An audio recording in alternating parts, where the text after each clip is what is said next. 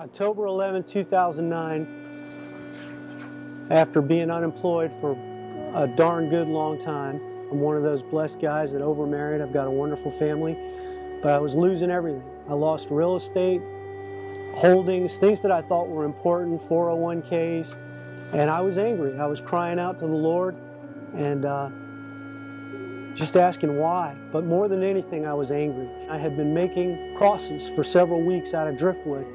All my family and friends knew that I wasn't doing it because I'm not a handy person. If something in our home broke, my wife would say, "I love you, but don't touch it." And on that morning, October 11, 2009, the third cross I cut out, I came around the bottom of that cross, and the nail holes in that cross were exactly where they would have pierced our Lord's wrists and ankles.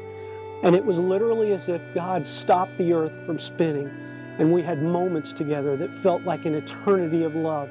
And the Lord just poured into me what He wanted me to do. I'm not the sharpest guy, and I guess He knew it. He said, "You're to call it the carry cross, because what you're doing is you're cutting crosses out of pallets, man-made pallets to carry things. I sent my only Son to carry the sins of man."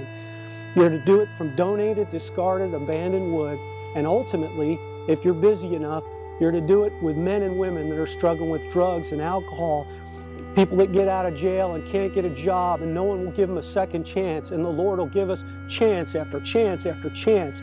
His blessings are new every day. And I had a lot of tears in my driveway that day, and I can't tell really the story 4.5 years later without crying.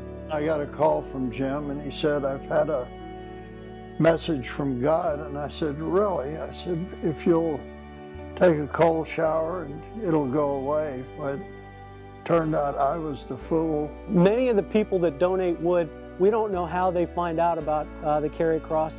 We'll see them sometimes at shows, and then weeks later we'll get a card and a big box of wood and an explanation as to what it is and where it came from and so forth, and just good wishes and uplifting stories.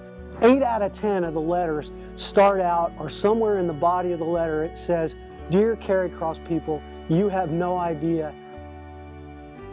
The amazing honor of getting to do one for Reverend Graham, Billy Graham. The wood was donated by a man down in Gainesville who had no idea it was going to end up in Reverend Graham's hands. He was an atheist, and it was 2,000-year-old cypress that had been excavated from a swamp, so it could have been alive when Jesus walked the earth. It was over 2,000 years old, and that's what ended up with Reverend Graham. The longer I do this, the more I realize I have nothing to do with it, but I have ultimate faith in our Lord God and His precious Son, Jesus. What does Mark 11:22 say? Jesus turned and said, "Have faith in God."